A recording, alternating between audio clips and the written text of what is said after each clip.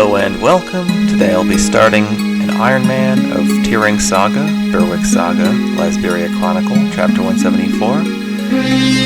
That is the opening that has just started while I've been delaying. So yeah, we're just gonna start, I guess. I'm going to pretend like no one watching this has ever played this game, even though the 1.5 people who might ever see this will most assuredly have played this game. But, you know, sometimes just gotta do what you want. I don't know where I was going with that. Anyway, this is not my first Ironman, and I should hopefully do okay. There are some further rules this time, which means that essentially I'm not going to be allowed to use an assortment of characters. In fact, these characters are not chosen by me. They are chosen by some people on Discords that know about Berwick, so very scarce indeed. I actually did run out of people who knew about Berwick, and then I had to ask a few random people who did not know about Berwick for the last few, which is actually why I have some of the more usable characters, because the people that knew about Berwick largely gave me the worst characters that Berwick has to offer, which is just lovely. Here we'll have this opening. I won't skip it, I suppose, since we're assuming that no one's played this game. I guess I'll just shut up and let it play.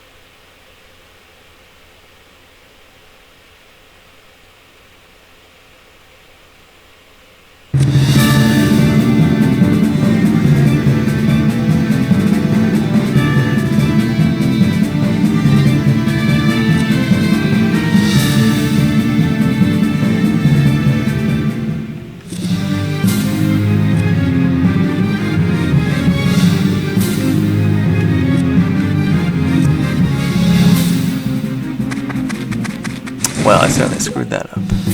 Anyway. Fix the settings. I guess all for now, some, doesn't matter. Sure, no.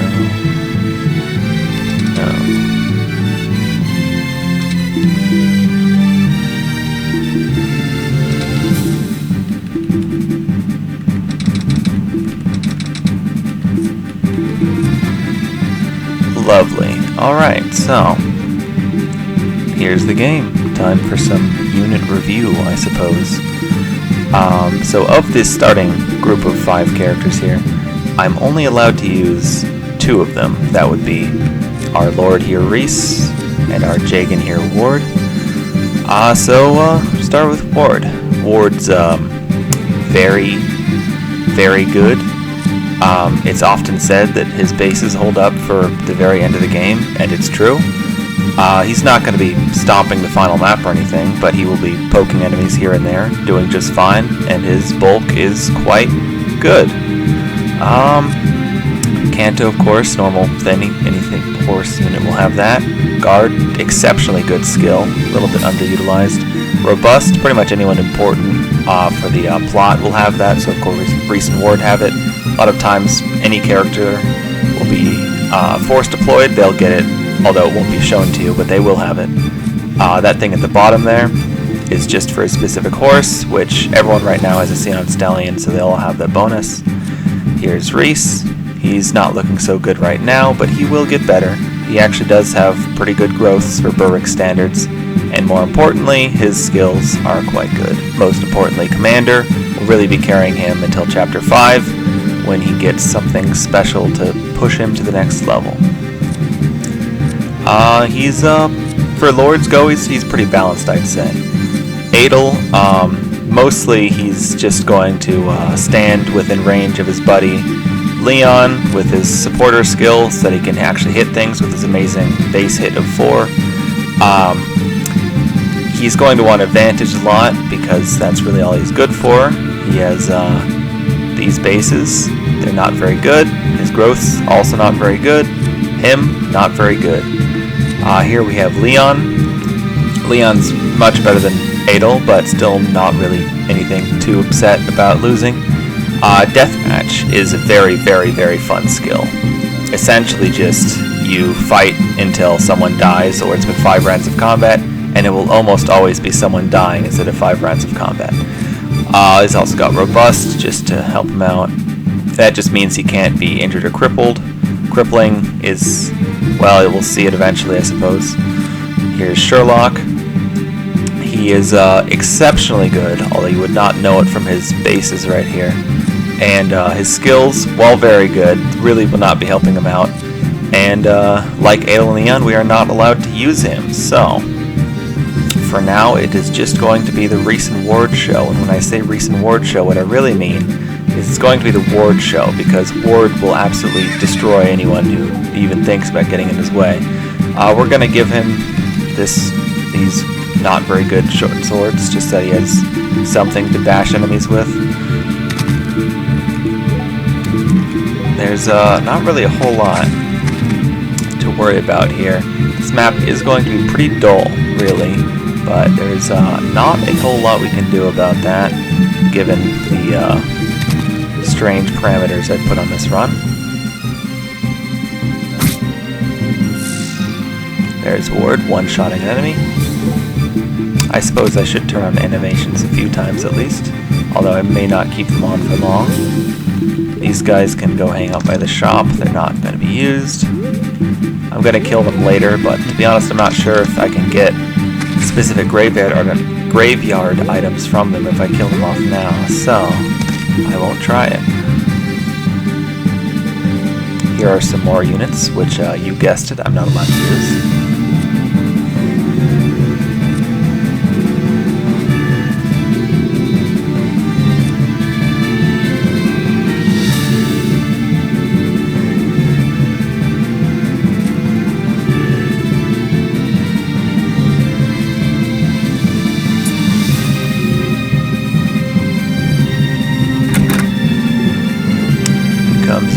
Also known as Axe Navarre. also known as the third best unit in this game, who I once again will not be allowed to use.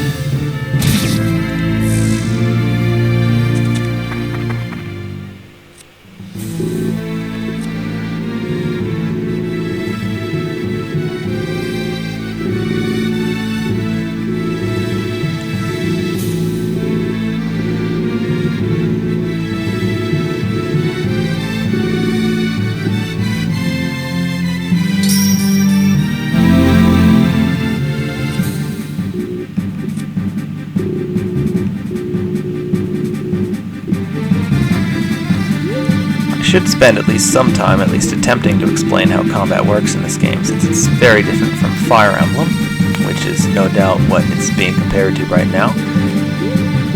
Basically, the most important distinction is that doubling is not really a thing at all. The sword icon right next to the 12 there in Reese's combat forecast does indicate that he will strike again if he misses, but he will not strike again if he does not miss. So, that's an important thing to keep in mind, is that combat usually ends when you hit your enemy. So, Ward does have a way to get around this, but it's in the form of this Night Sword, which says here +1 strikes, which essentially means that he's going to get another round of combat in which only he can participate, and it will happen whether he misses or not. And if he misses a second time, or in some cases a third time, depending on the context, then it will end. But anyway, we will continue along with our 2 usable units.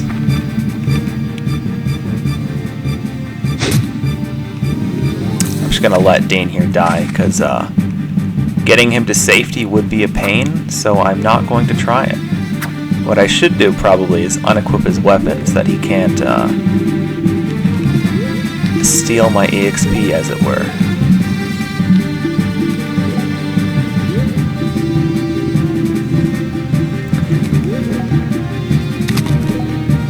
There really isn't a whole lot of point in hanging around this map, because the only real objective is that this house is going to open up for a material called U-Wood, which can be used to craft later, once you get the other materials, which can be used to craft the strongest bow in the game, but I've not been given any bow units, so that would not really help me out very much, as it turns out. So instead, we will just plow along with Ward and his horribly inaccurate spear. And it was good enough this time.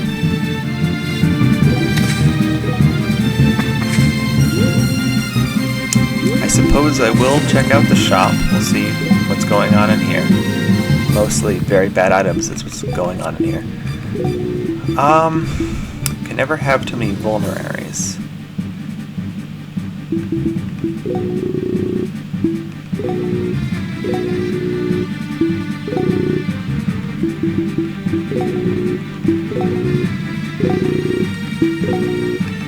That will have to do.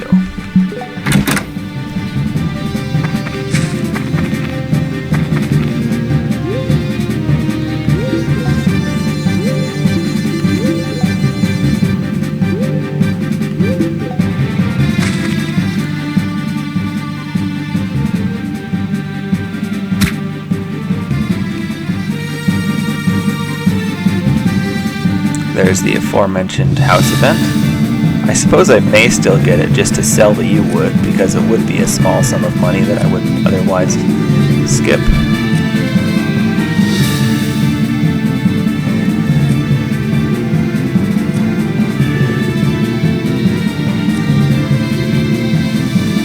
And I apologize about the dialogue, even if I hadn't read it all before. I do read very quickly, so I tend to skip it very quickly as well.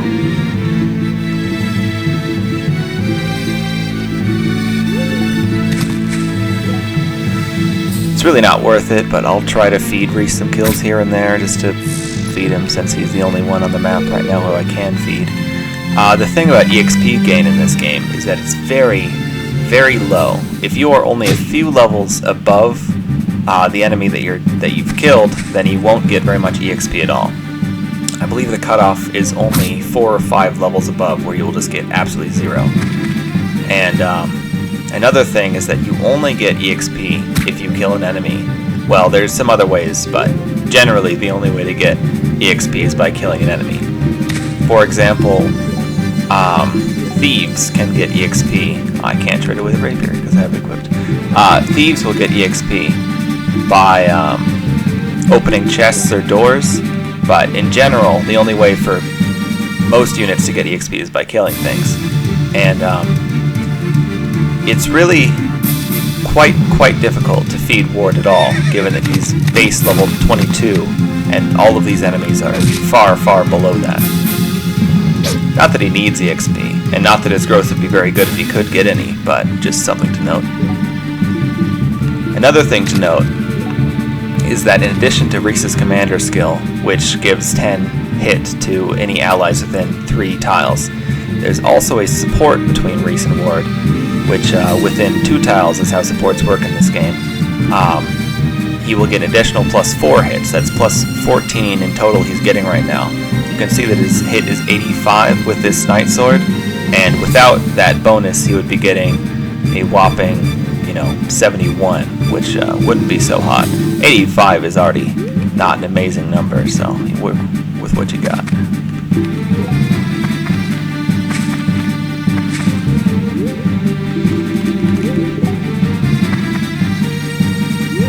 That guy who just ended his turn next to Dean has a gold coin.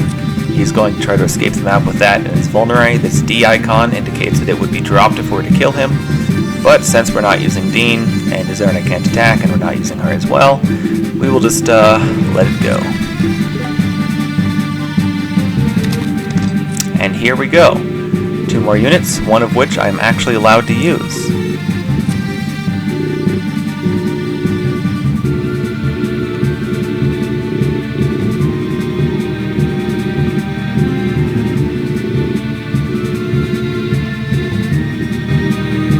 If you didn't catch it, Christine, or Chris as I will call her from here on out, which won't be much because I won't be allowed to use her, is in fact Ward's daughter.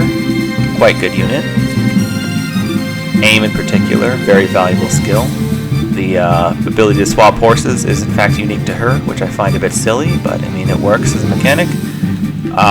Heals horses and slows weapon degradation, which is all just alright. It's not great. The most important thing is that she has a lot of hit early game with crossbows that have 10 to high hit. I'll just dump her down here. But yeah, crossbows of high hit, aim allows you to hit things more easily. She's very good at hitting things, which is not as easy as you might think in early game of Berwick. Rest in peace, Izerna. Definitely will be getting a graveyard item for that down. Alright, Reese.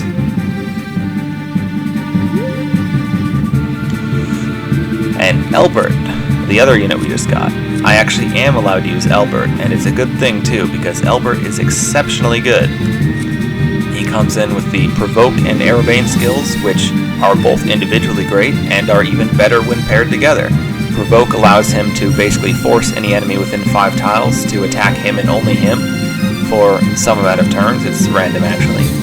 And Aerobane, which when he's attacked with any arrow attack, so crossbow, bow, ballista, any of those, he will basically, if the attack would hit him, so if their hit is 70 and they actually land it, then it gets rolled a second time to 33, and if they land that 33 after the 70, then the hit will connect. But if it misses either the 70 or the 33, then he will avoid damage entirely, and it's very valuable to just have arrows not hit you that often when arrows are so very good. And we bought these Slim Spears for Elbert, in fact, because very unfortunately, Elbert cannot promote until he gets 20 Spear and 20 Sword. 20 Sword is a very, very easy task. 20 Spear is not a very easy task because he has a very low growth in that stat. I should mention at some point that, in fact, growths also extend to your weapon ranks, and your weapon ranks are your hit rate. So that 12 next to his sword indicates that he has 12 extra hit with his sword, and the 5 does the same thing, and 5 extra hit for spears, and the shield, even the same thing. Shields in this game have hit rates. This one has 40, so currently 40 plus 11, 51 is his current hit rate, or block rate in this case, with that shield. It's a fun mechanic, I enjoy it. We'll try and feed this to Reese. We'll even try to do it with his terrible short sword. And it worked.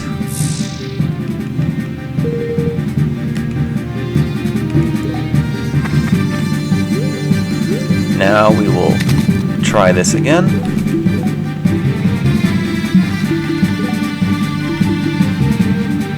This rapier goes through shields, so we'll definitely connect. And it may even crit, although I wouldn't hope for something so lucky.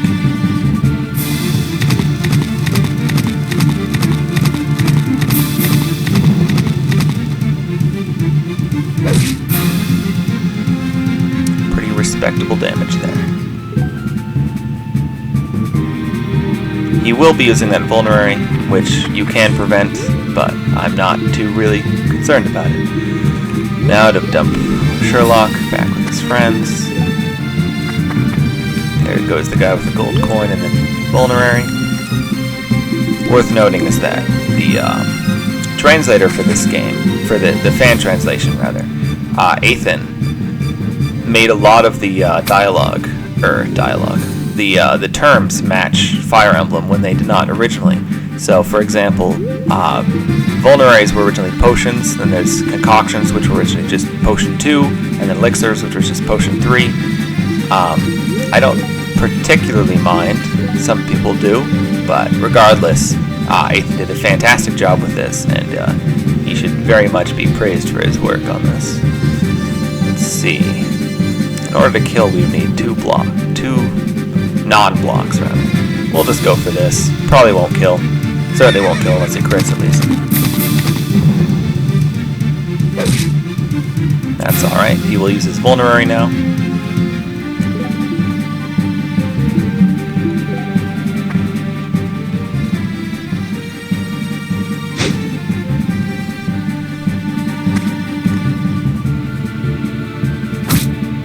Dean will eventually die down here, as is his fate. It will take a while, though. Well, our hit rates are quite bad, so are the enemies.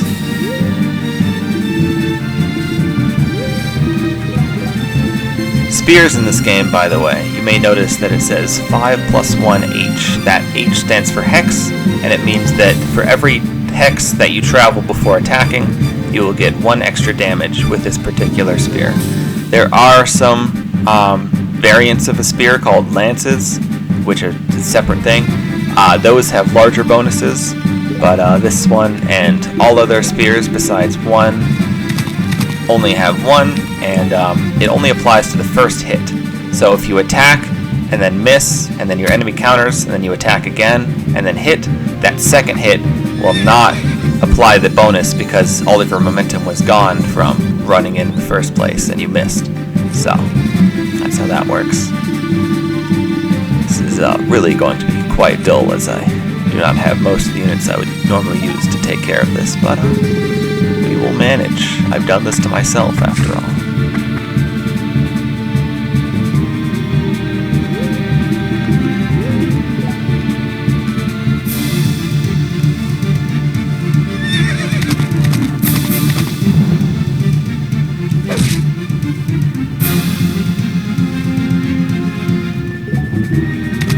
Let them in.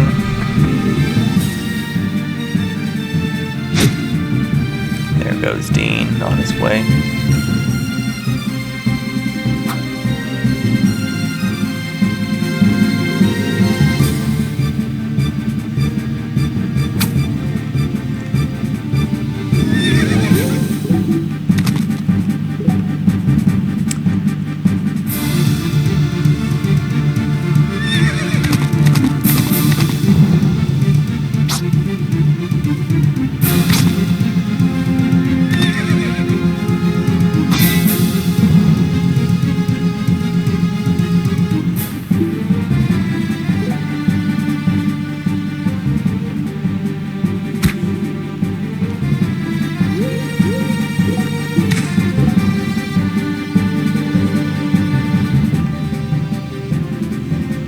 Another quirk about this game is that Canto does in fact exist, but it only functions, after attacking, not trading or anything like that.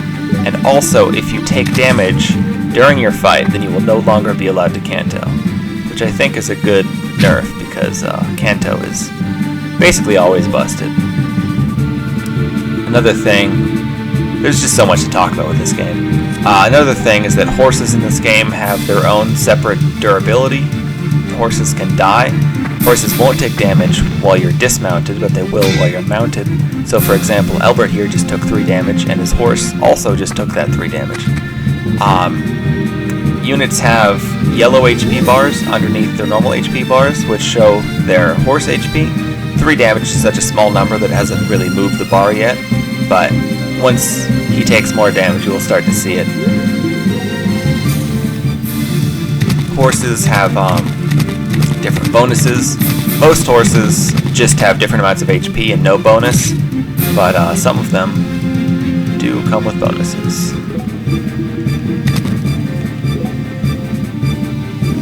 And you saw during that combat with Reese and the crossbowman, the crossbow kind of just randomly exploded.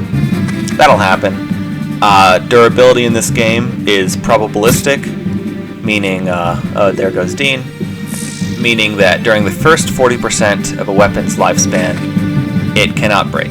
It will always do what it's told, and then during the next, I believe it's 20%, so from 40 to 60% broken, it will then have an icon. Currently, all of the icons are on this like sort of grayish blue color.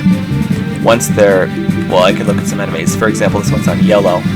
So once they're 40% through, they will switch to green. Green means 1% chance to break. And then after that 20%, the next 20% will be yellow, which means a 2% chance to break. And then finally orange for the last 20%. And once you've gone through all of that and it's 100% through, then it will turn red and it will 100% guaranteed break because it is done.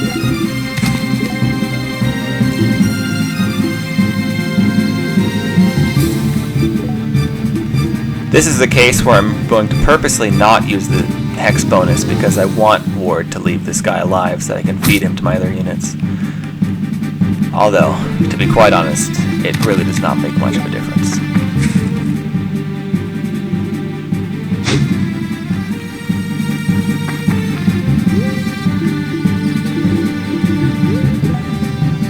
Now we'll try to kill with the short sword. The short sword is famous for being entirely useless, but it performed this time, so we'll give it some credit.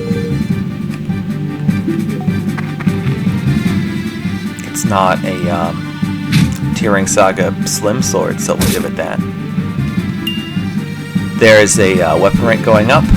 As you can see there, weapon rank increases not only based on when you level up, which it can do as well, but it's also and primarily based upon hitting enemies. Every time you hit an enemy, it will basically roll to give you a growth based on that unit's personal growth in weapon rank.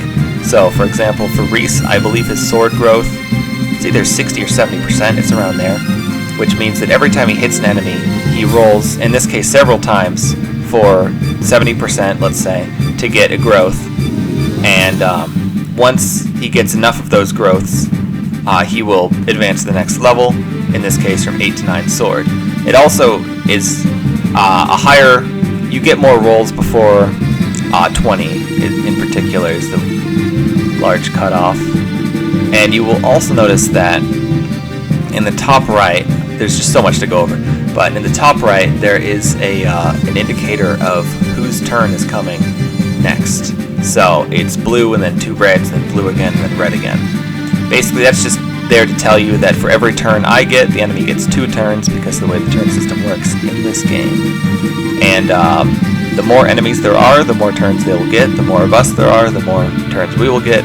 So we may actually feel Dean and Izerna's loss here because it might actually end up giving the enemy more turns, or at least more of the enemy for us to kill before the turns are evened out rather. Anyway, not much to do here since my 3 usable units have all used their turns.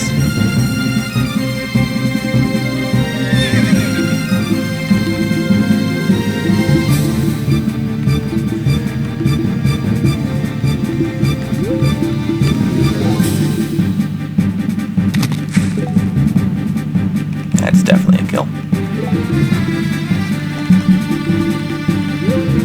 I suppose we'll poke him, or at least try to poke him with Albert. It worked. Wonderful. You will not see Albert be getting many spear growths, since his base is, or rather his growth is a wonderful 30%, which is quite bad. About as bad as it gets, really. It does get worse, but only for unique circumstances.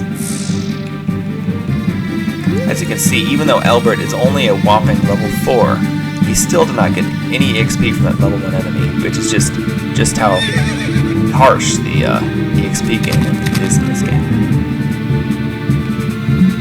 That would kill, and that would also kill. Stop being so good, Ward. Oh well. We'll kill this guy instead. He's blocking the way. Oh well, tried. I promise the gameplay will get more exciting eventually. Not for a while though.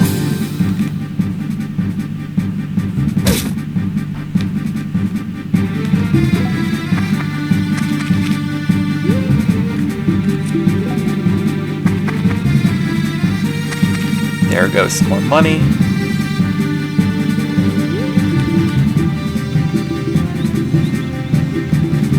Let's see if now we can try this again. There we go.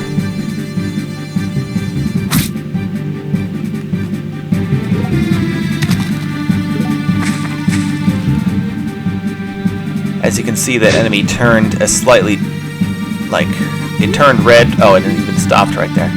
That's because some enemies have a hidden AI. I believe it's referred to as, now I've forgotten. I call it self-provoke, which is why I can't remember. But it has a real term in the files, I believe. And when you hit them, they will provoke onto the person who has just hit them. And if you hit them with someone else, they'll now provoke onto that person. And it's often given to enemies which have other AI. For example, it's a common occurrence that they will give AI to an enemy where it will specifically only target green units, and then once you attack them, then they will pivot to targeting you because of this change in their AI, where they will then target the person who just attacked them. Let's see if I can remember what it's called. Yes, the skill, the hidden skill, I believe is called Hateful, if I remember correctly. And that man has finally been weakened enough that next turn we can hit him with Ward, with the Rapier, 100% hit, and finally get rid of him.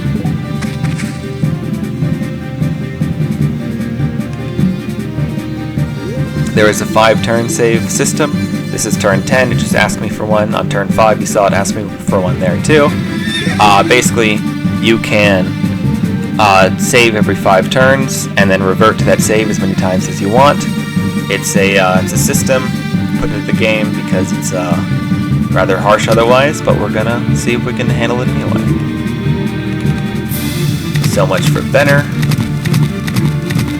Now would be the most useless time to crit, so we'll see if it happens.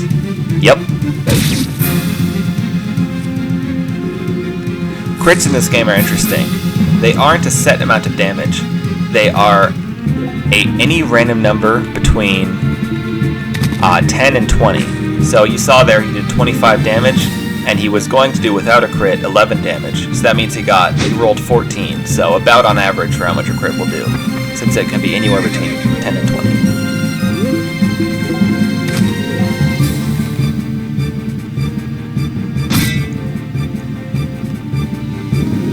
Another thing to note is that right now it is turn 10, and on turn 24, that's about the turn where maps will always want you to be off of them. And we know this because, well, first of all, lots of the main missions have a timer where you're supposed to leave by turn 24, but also weapon growth falls off substantially after turn 24, with it no longer rolling multiple times. Specifically, this is it's a big debuff for everyone, but it's even bigger for shields, since shields roll more than other things in general, and then that gets turned into one roll, just like everything else after turn 24, which will mean for a more substantial drop-off since you were used to that higher percentage. Light rank notably also rolls multiple times, but that actually doesn't fall after turn 24 for some reason. I don't know, ask Saga.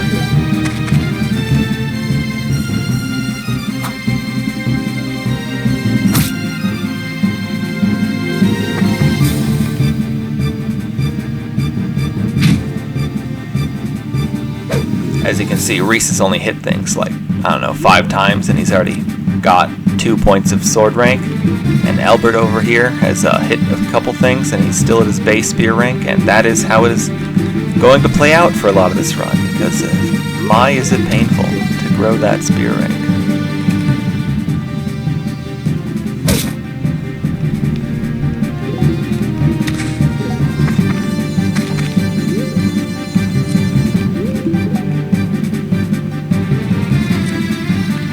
Level 1. We'll go for the level 3. Of course.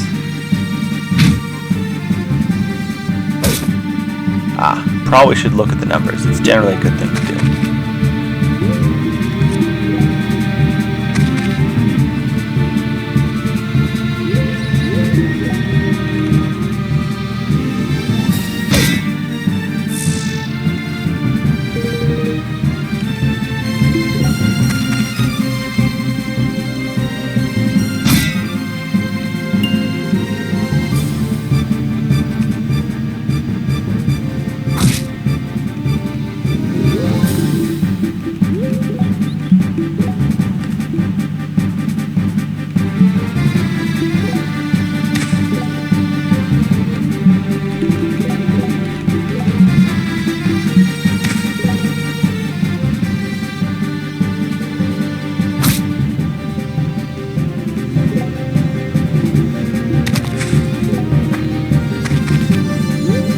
This guy, of course, since he's broken his weapon, will just flee the map.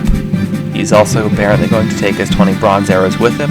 I'd be more upset if I was allowed to use any bow users ever, but I'm not. And trust me, I will continue to complain about that for the foreseeable future.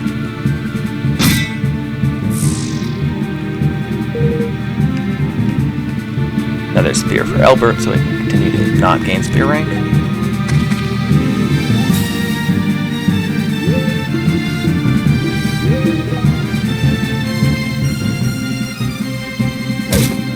In most circumstances, you don't really want to expose Reese too much because he is in fact a lost condition, but the enemies on this map are just so non-threatening.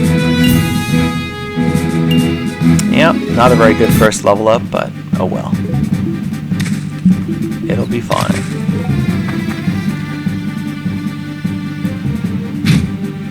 I did mention earlier that Reese has good growths, but that is of course good growths by the standard set by Berwick Saga, which means very, very low growths by other standards. Wonder if I can fail to kill if I don't get the bonus. That's not what I meant to do. I can. Wonderful. You really don't need to feed like I'm doing, but I don't know. I'm addicted. Gotta do it.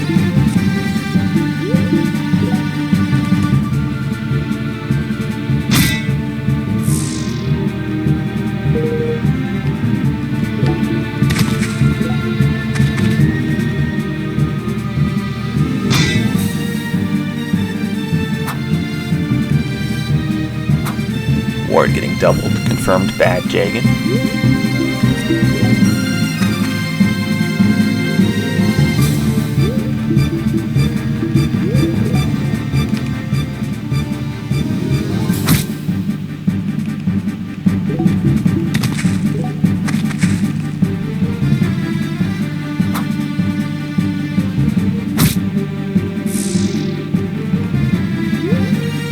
If I can get 1 point of spear rank on this map, I'll be pretty happy about it, to be honest.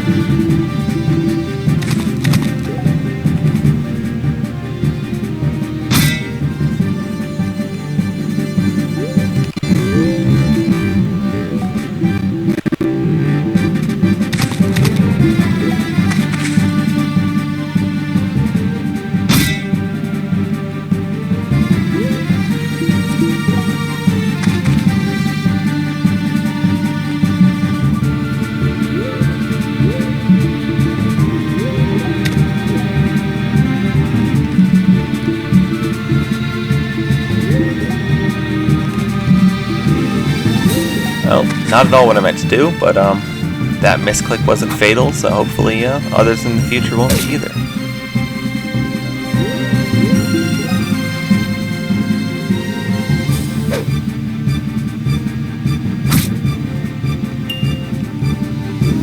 Soon it will be start time to think about how Reese will die if we let him continue taking hits.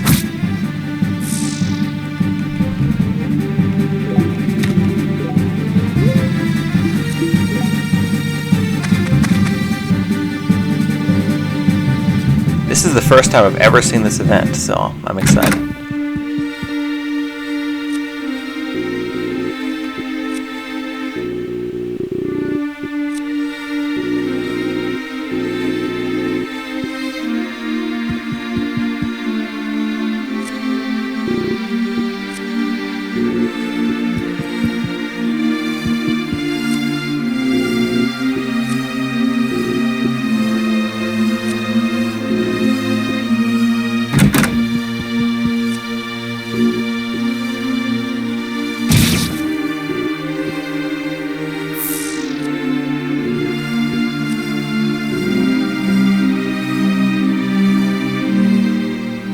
Well, that was depressing.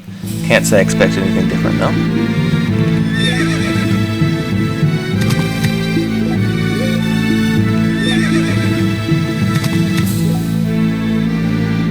That's definitely a kill, and by this point I am quite okay with that. But it missed. One day we will have...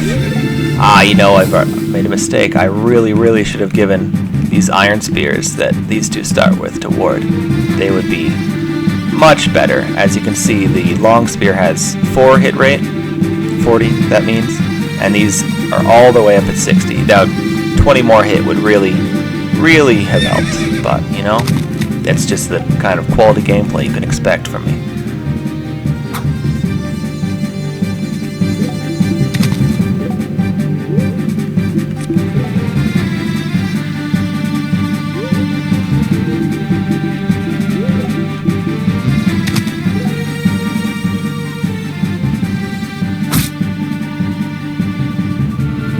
There's a cripple. I've seen that guy get crippled a number of times, so I'm beginning to suspect he has a hidden skill called Weakness, which doubles the cripple rate. In fact, I'd almost bet on it. Here's our boss. As you might expect, he's nothing compared to Ward. Most enemies aren't, really.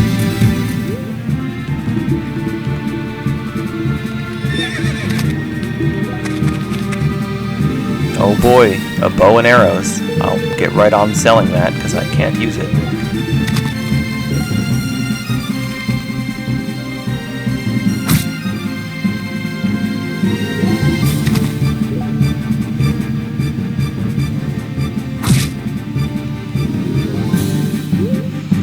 And while it may look like a bad thing, getting hit is actually rather nice because it does build shield rank at the very least.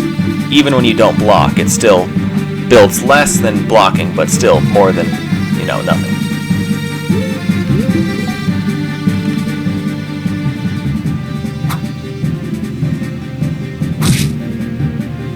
Ah, lovely. Now Albert is a... oh, well, actually lovely. He got shield rank at last. This is all worth it.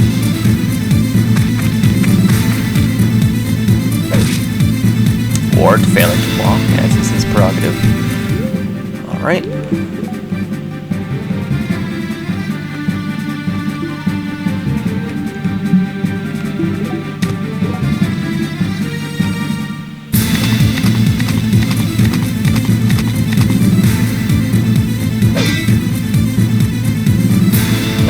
Richens also comes with the vulnerary, which he'll probably use shortly. Let's see, what's your damage, Richens? Looks like it would be 20.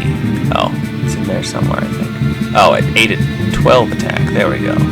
Yeah, that's nothing. We can't kill, though, not without a crit, so we will leave him be.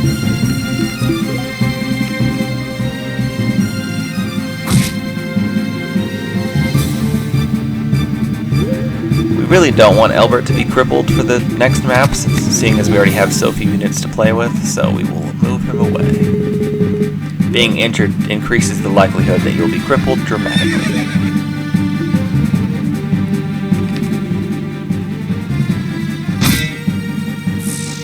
We are almost done with this map, as the seize point is directly under this boss, the boss who is not going to live for much longer now that he's used his vulnerary.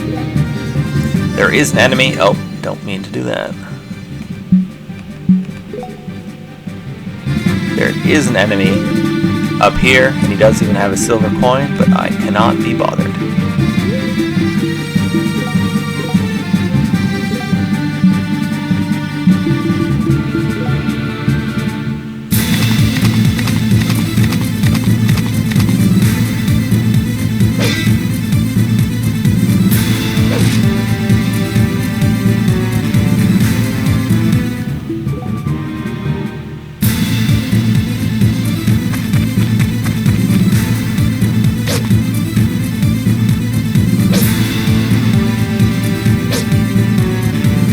Rather impressively unlucky. Oh well. I think that was 285s missing, if I'm not mistaken. 280s, alright. If it wasn't clear, this game operates on 1 RN, at least as far as I'm aware. Oh, now he's down to 1 HP, primed to be fed to someone. Probably Reese, since he won't die to a counterattack. I'll take the rapier from Ward. It'll be easier that way. It was Reese's originally anyway.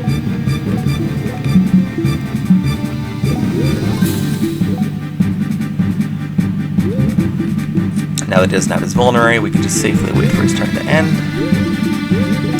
And try this.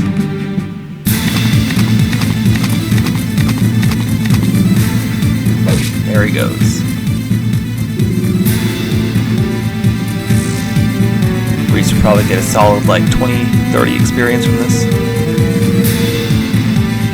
30, yep. And his sword.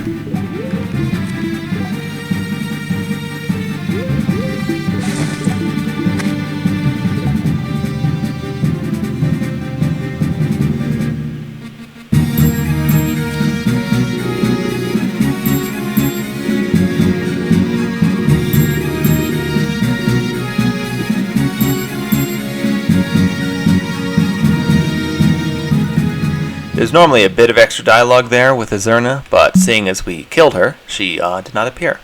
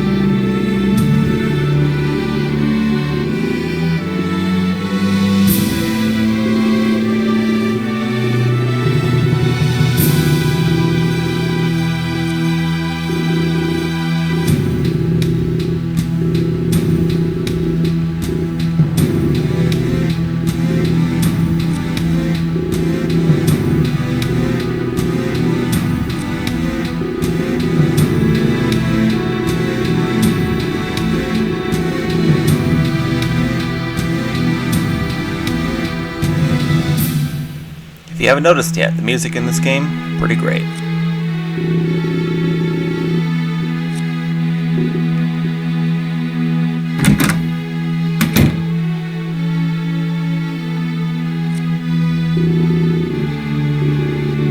Here's our third lord, within Navarone at least. She, Reese, and Ward will basically share all of the important dialogue events within the city.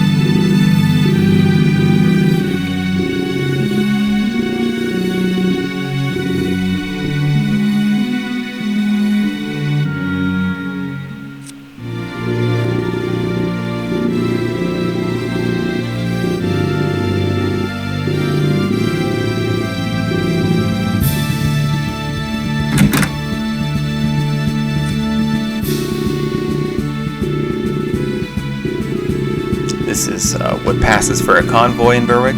I immediately take these 2 bags out and then give them to someone and then never come back in this room, but some people use it, I guess.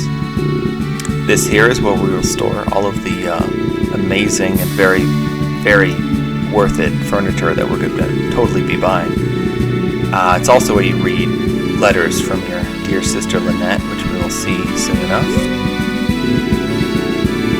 Here is where we will basically get people that we capture and then trade them for money. Tiana's doing a pretty good job of explaining it. This is just where you buy like horses, weapons, anything like that. There's 4 tabs there.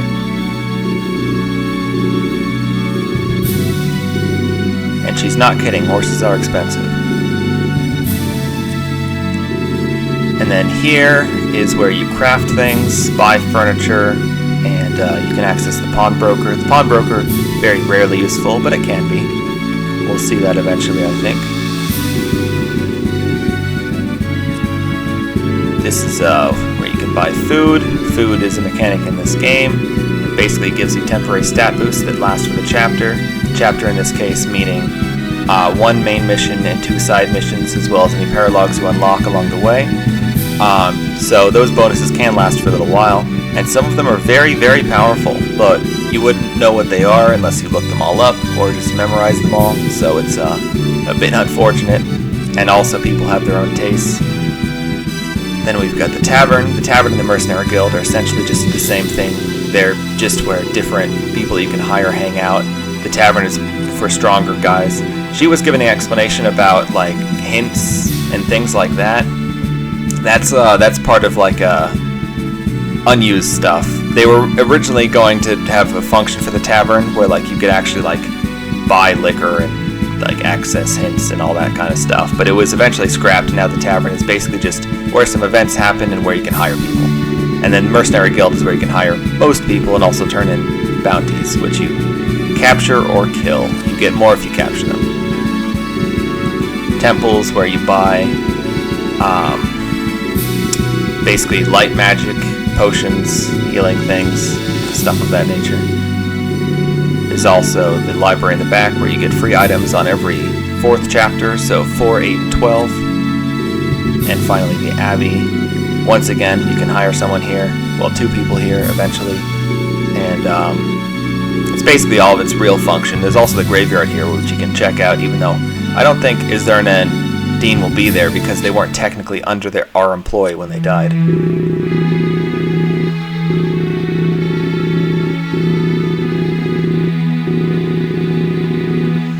A lot of people refer to Navarone as like the monastery from 3 Houses, but good. And yeah, that's correct. Yeah, see, even though we've killed 2 people, no graves. And I suppose that'll do it for this wonderful first episode. See you next time.